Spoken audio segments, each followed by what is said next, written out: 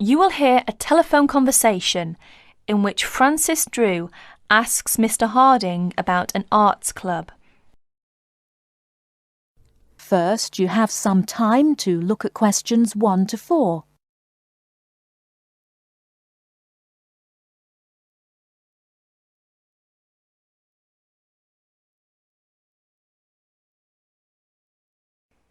Hello.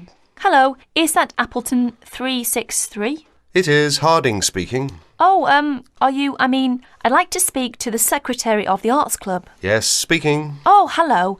My name is Francis Drew. I just moved to the area. My classmate and we'd be interested in joining the arts club, but we'd like some more information, really. You know, about joining and the sorts of activities you do.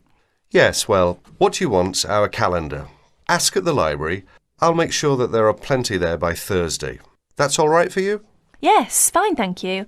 But would you mind telling me how much it costs to join? Membership fee for an adult is £2.50 per year, of course. What exactly does club membership entitle one to? Entitle you to? For a start, there's the club events. You get invited to them, of course. They're for members and only they are free. What sorts of events are there? You'll see what they are when you get hold of a calendar.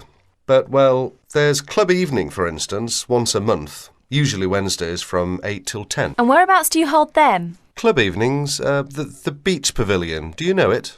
No, I don't think I do. It's not near the seafront, is it? No, up past the tennis courts on Park Avenue. You know where that is. No, I'm afraid I don't. We'd soon find it, though. Quite good. I don't know what your interests are. Music. Got any musical talents? I'm not sure about talents exactly. I like music. We both do. Do either of you sing? Oh, yes. We've both been in choirs. Well, there you are then. The club's got a very fine choir. Very fine. I'm in it myself, as a matter of fact. We have practices every Friday evening. And it's no good just thinking of joining if you can't make the practices.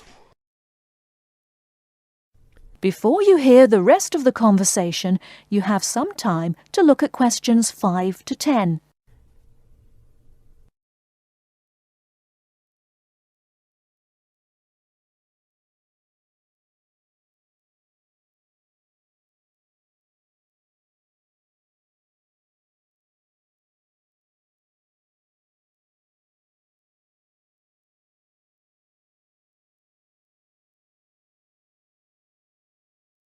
Now listen and answer questions 5 to 10.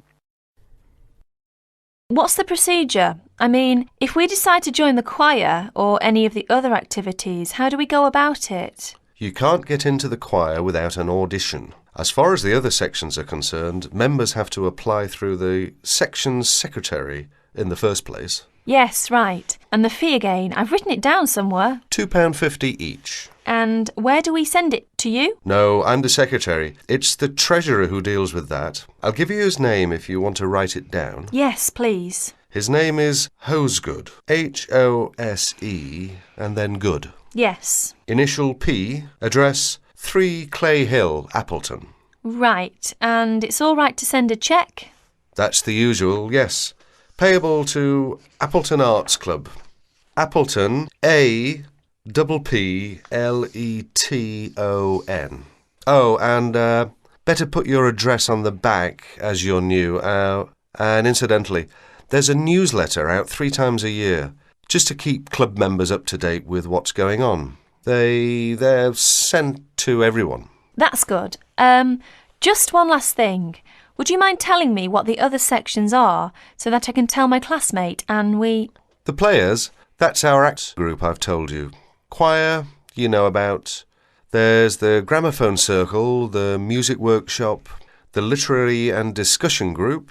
Oh, that one meets in different members' homes. Then there's the studio workshop and, what have I missed out? Oh, yes, the art talks. That's the lot, I think. The Film Society. That's the other one. Got them all. Ah, yes, just about. Thank you very much. You've been very helpful. Not at all. Pleased to assist. And look forward to meeting you and your classmate at the club. Yes, thank you. Goodbye then. That is the end of part 1. You now have half a minute to check your answers.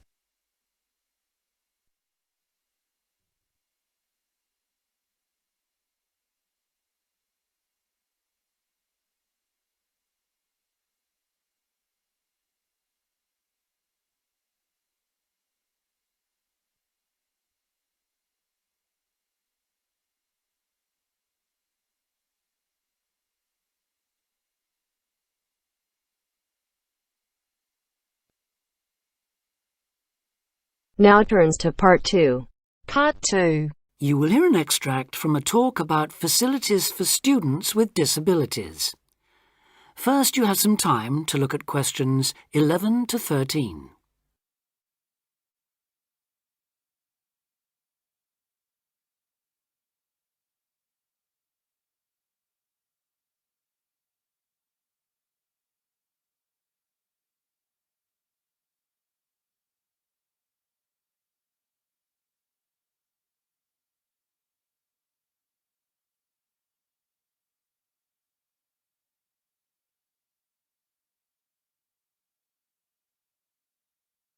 Now listen carefully and answer questions 11 to 13.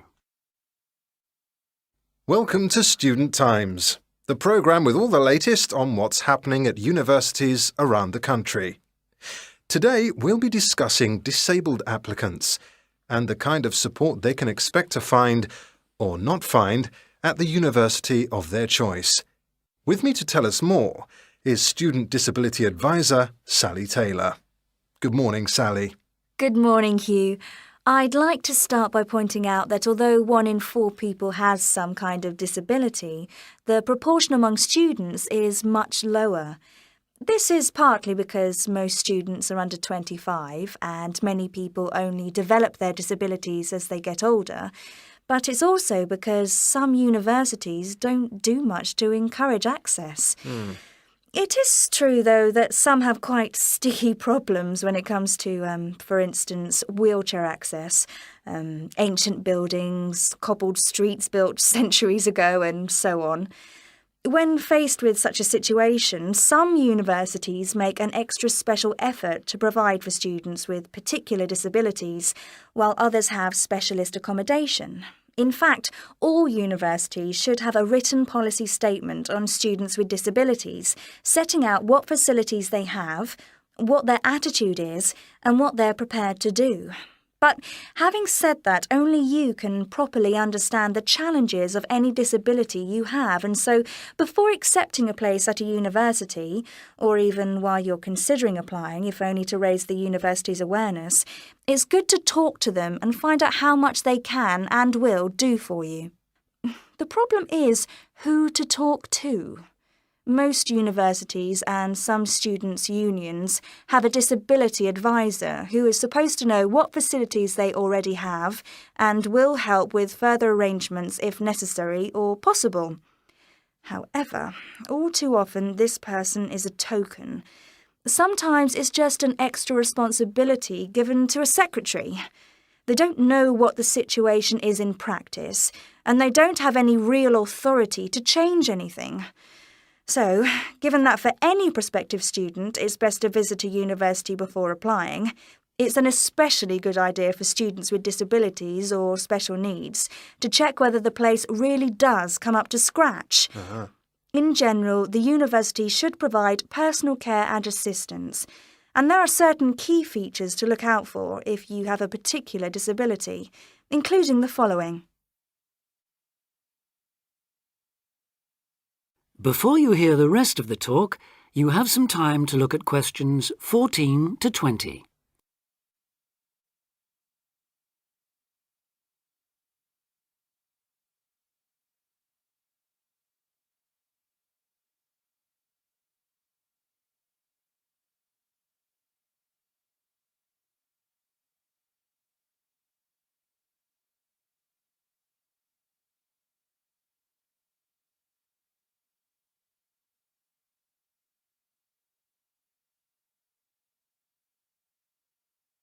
Now listen and answer questions 14 to 20. Firstly, if your mobility is impaired, Check there are ramps and easy access to all buildings, not just accommodation or teaching rooms. Then, when you're inside, look for clear instructions on fire and emergency procedures for the disabled. Also, make sure there are lifts that work, not the usual ones that seem to be out of order half the time. And check for suitable lavatory facilities. There is a different set of things to look for if you suffer from any kind of hearing impairment. There should be induction loops in lecture theatres, flashing sirens in all rooms, and in accommodation, visual doorbells that light up when somebody calls round to see you. If it is your sight that is impaired, there obviously need to be braille translators of books and documents. In all buildings, the stairs, floors, doorways and windows must have clear markings, and there also have to be special fire and emergency procedures for you. If you suffer from dyslexia, you will need a computer for general use and in exams. And as exams may take you longer to complete, you should be allowed extra time in which to do so. This applies to work in general too. There are, of course, many other possible health difficulties that you may suffer from, such as diabetes, epilepsy, or heart conditions. If this is the case, check the availability of access to appropriate treatment, including medication and/or therapy. Finally, make sure that in the event of an emergency, it is clear what you and other people who may be involved have to do. That is the end of part 2. You now have half a minute to check your answers.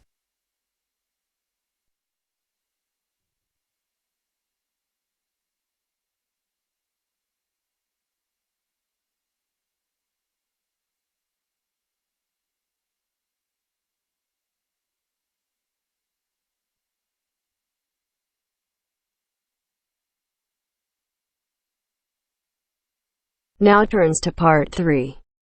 Part 3. You hear a club leader giving information to a group of young people who are planning to do a 2-week holiday course at the Tamerton Centre. First, you have some time to look at questions 21 to 25.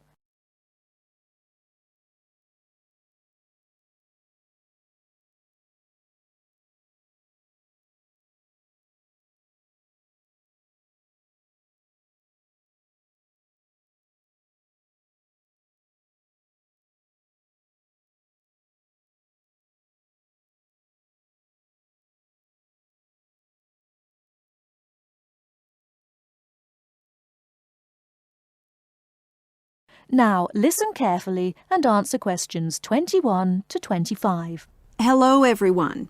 I've been asked to talk to you this afternoon about next month's trip to Tamerton Study Centre for the 2-week course. Now, some of the things I'm going to say you may have already heard or read about, but I think it's important to emphasize a few key points. First of all, it's worth reminding you why Tamerton was set up in the first place, in the late 1960s. That was really before all the concern with preserving the environment, which everyone talks about these days. The idea was simply to get people out of the cities and into the country, and to find out that just being outdoors can be very rewarding. This is not going to be a holiday in the usual sense. It's called an adventure course because you'll really be stretched to your limits, but that in itself can be a positive thing. The group I took last year, for example, said that although they actually felt pretty weak and exhausted all the time, it really made them learn a lot about themselves and increased their confidence. And in the end, that's the most important thing.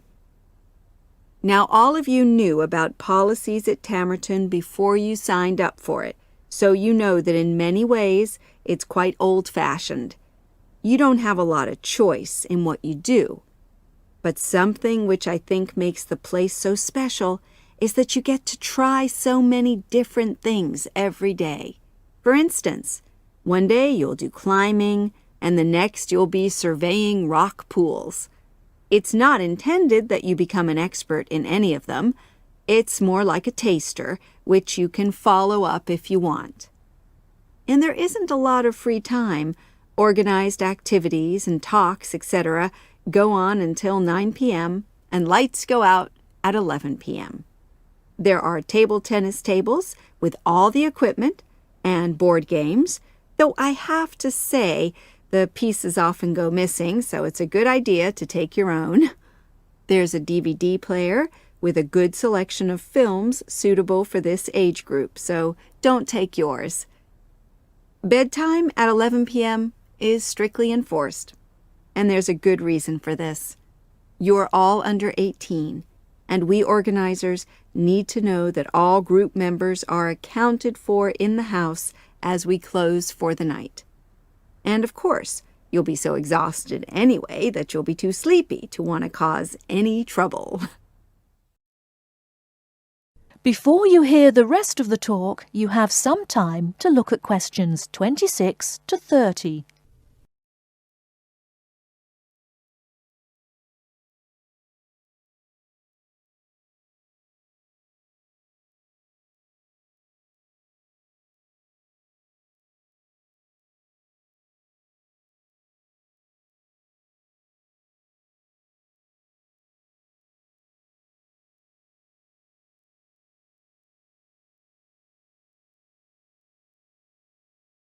Now listen and answer questions 26 to 30. Now, what should you pack? The information sheet tells you a lot about what clothing to bring. But what about other things? Well, Tamerton House has its own small shop, but anything there is several miles away, so you won't have many opportunities for buying supplies. So in this last part of my talk, I'm going to explain what objects you should take with you to the center, what you can take if you want, and also, very importantly, what you cannot take. Several of you came up to me before this talk and asked whether you can take things like kettles or hair dryers. The answer is there are plenty of these electrical appliances available in the center, and they are of the proper voltage and are checked regularly. Yours may not be, so the rules at Tamerton say you can't bring them into the center because it's considered a fire risk. Remember, it's a very old house. Now, another question was about cell phones. Although you definitely can't have them on during inside talks, you equally definitely need them when you're out on exercises. So they're a must, I'm afraid. Anybody who wishes to talk to me about borrowing a phone for the fortnight, please see me after this talk. Now, the weather's heating up at the moment, and you'll be outdoors a great deal. If you wear proper clothing, especially a hat, sun cream is optional. Also, they sell high-factor cream in the shop, so you don't have to take any of your own unless there's a special kind you use. Now, there's a special note about things like deodorants, which come in aerosol cans. I need to tell you that these are banned in the center because apparently they have the habit of setting off the fire alarms. If you want to take an aerosol can, you'll actually be at risk of being told to leave. And finally, people have been asking about whether they need to take towels.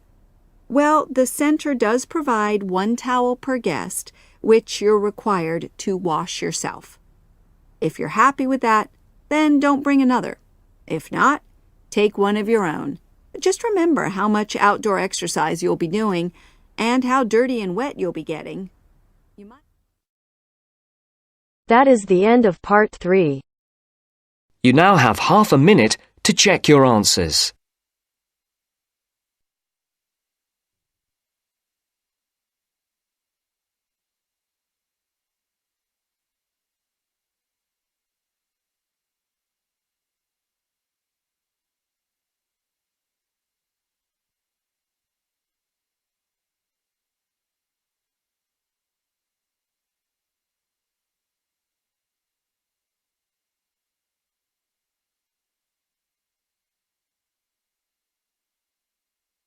Now turns to part 4.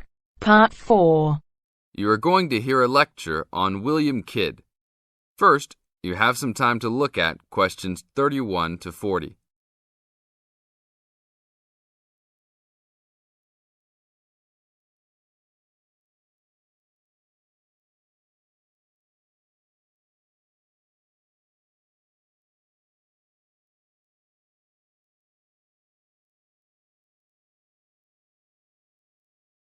Now listen to the tape and answer the questions. A Pirate Story, William Kidd. William Kidd, who was better known by the name Captain Kidd, was a 17th century British privateer and semi-legendary pirate who became celebrated in English literature as one of the most colourful outlaws of all time. Fortune seekers have hunted his buried treasure in vain through succeeding centuries. Kidd's early career is obscure.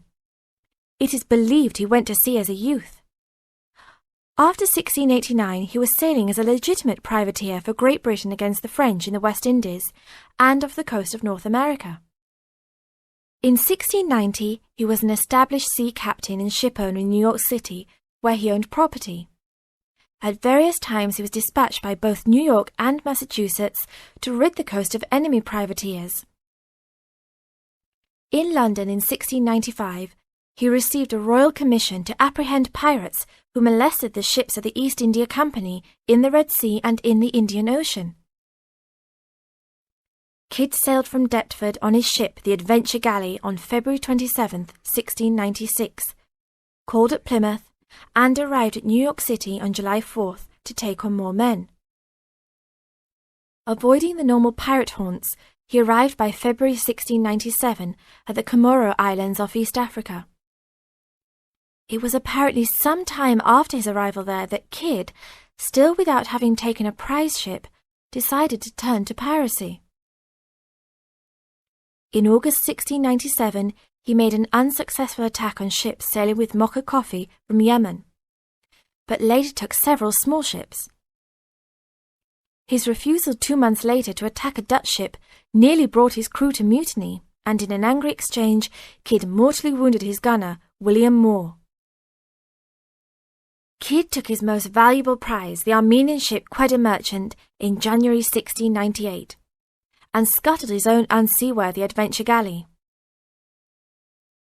When he reached Anguilla in the West Indies, April 1699, he learnt that he had been denounced as a pirate. He left the Quedda Merchant at the island of Hispaniola, where the ship was possibly scuttled. In any case, it disappeared with its questionable booty, and sailed in a newly purchased ship, the Antonio, to New York City, where he tried to persuade the Earl of Bellomont, then colonial governor of New York, of his innocence.